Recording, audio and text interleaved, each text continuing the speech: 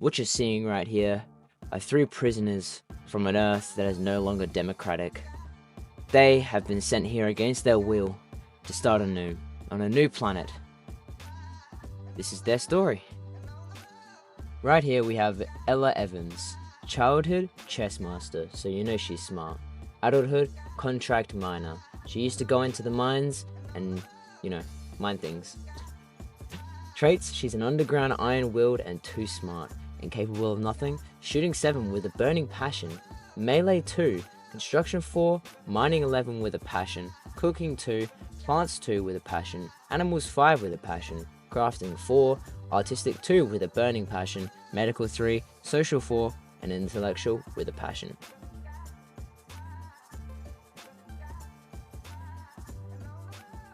Right here we have Lorenzo Black.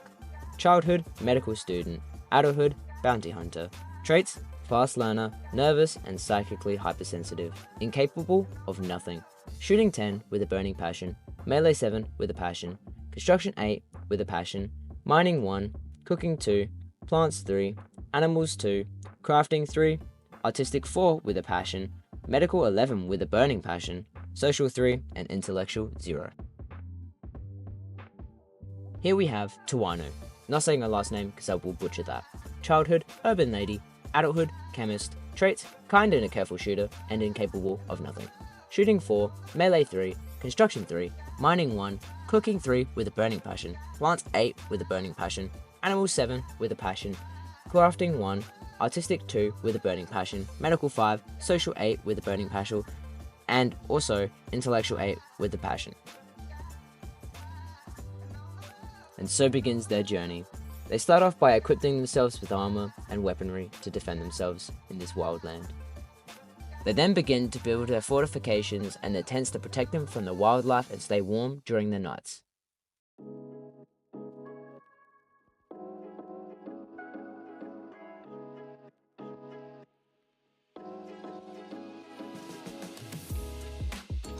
As a new day arrives, the early birds instantly get back to work by cleaning their surroundings.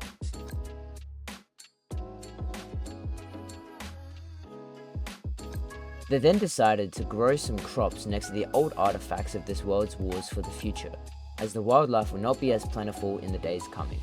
They chose rice as it is the most plentiful and quick crop to grow, but it is not as filling as other crops. After that, they started to mine out the hill for their new homes, as it will provide shelter from the outside world. This is where everything begins. This is their new home. Soon enough, they begin to build their refrigerator to keep their prizes of the hunt frozen, to stop it from spoiling. Ella then thinks to name our new home. Look, we aren't here for the fun of it, and we are mad. We want to expand aggressively. Alright, I know it's cliche, but I decided to name it the New Order.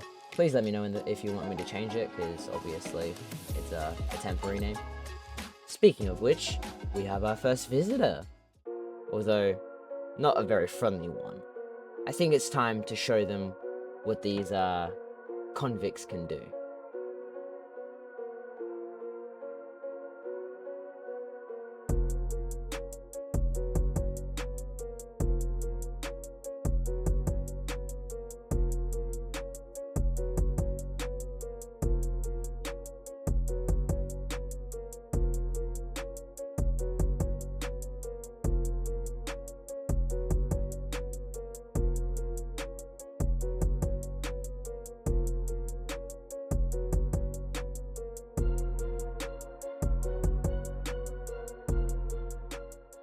Okay, look, my first intent wasn't to kill him, it was to take him prisoner. That obviously didn't go well, so I guess they have to enjoy it. After that, they decided to start researching battery storage technology, as it will be imperative for them in the future for the lights and the other appliances. Right after that, they decided to expand their crops because the little cropland they have isn't producing enough for the 3 of them. Shortly after that, we got an offer from the Shattered Empire asking for help as one of the knights were ambushed by a man-hunting guinea pig. All we have to do is look after him for 8 hours, and we have our honor. After the night left, we had a raid, yet another chance to show off our power to the surrounding clans. They obviously don't get the message as they send them constantly through this episode, but on the bright side, we got a nice shotgun. Again and again, they keep sending donations to our storage, but this one ends a lot differently than the others. Today, we got ourselves a prisoner, and our intentions is to recruit Mr. Purple into our ever-growing community. As you can see here, he took a lot of bullets.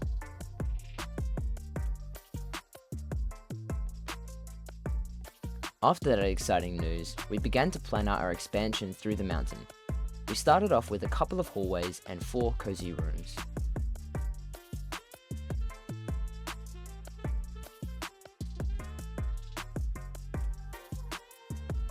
We then began to dig out our battery rooms so to keep our new technology safe from the outside elements and stray bullets. Just a small bit of damage will cause them to explode. Look how our new world has come together already. We barely started our intended business. That leads right into my next point. This video is sponsored by... Nah, I'm just joking with you, but with all joking aside, please let me know if you want to see more episodes like this, or if you just want to watch straightforward gameplay, as your input does mean a lot to me.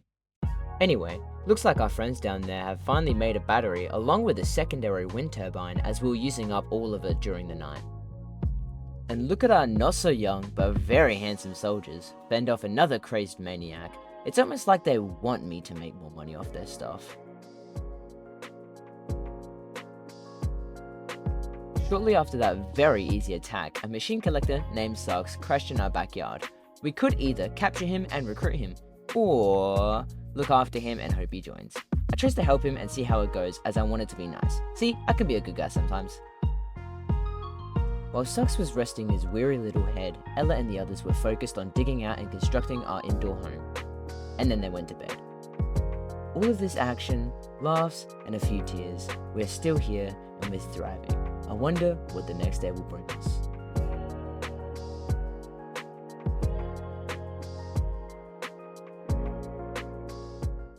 Well, would you look at that? Today seems as fruitful as the ones before. We have a wild woman we can capture and recruit. She's so oblivious. Anyway, we're gonna take her back and recruit her and, make her one of our soldiers. Something like that. And, oh god, no, run, shoot her, quick, shoot her! Well, that was, yeah. Anyways, after that legal mess I got myself into, it was self-defense, I swear, Mr. Black decided to propose to Tawanu. Yay! After that lovely news, we got yet another raider knocking on our door, but he didn't have any good loot on him, so we decided to give him the American treatment. He did give us a good bruising though, as I did try to capture him at first.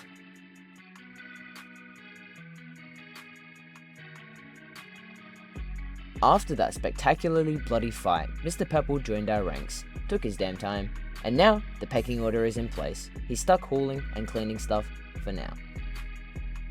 A man named Nathan Joe Hammer is interested in our culture and wants to visit and study us for 15 days. In return, we get a very nice looking gun. I mean, hey, a free gun is a free gun. Shortly after he arrives, we started on decorating our new rooms. We added a couple of quality of life things. Oh, and also a double bed. Like, come on, what more would they want?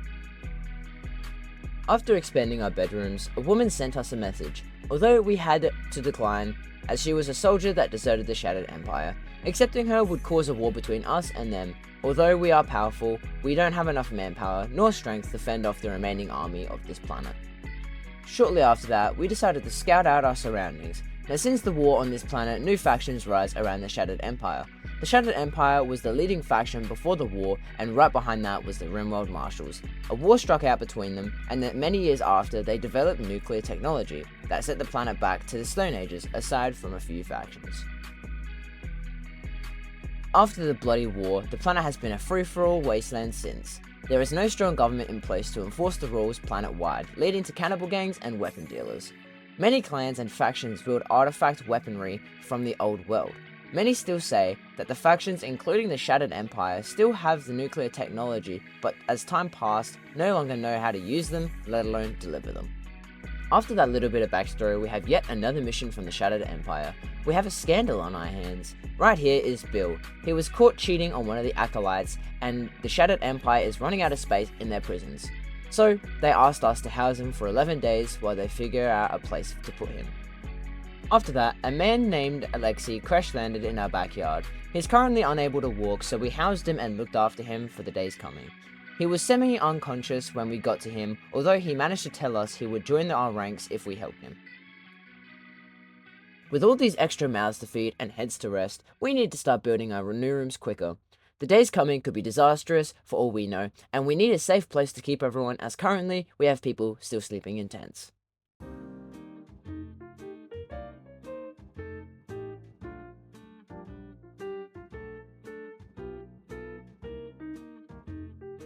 So in true stop-up gaming fashion, we started to do the job right away. Okay, I'm lying there. Although we did do it straight away, as winter is coming and we can't have everyone sleeping outside. It will be very dangerous for them and we don't have heaters out there.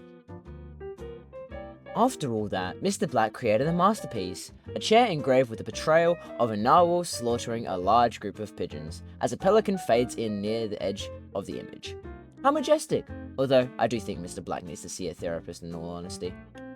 We then managed to research terrain rehabilitation technology that allows us to turn sand into dirt, so now we can expand our crops even more. Look how far we've come. So far, we have all the necessities to keep us alive and to keep us out of danger's wake. I think it's time we start to set up a new business, but that will have to wait for the next video, as we've run out of time for today. But as always, I hope you enjoyed the video, and let me know what you want me to name the colony, as it's currently a placeholder. Also, feel free to add backstory to the characters and the world, as I do want this series to be very viewer interactive.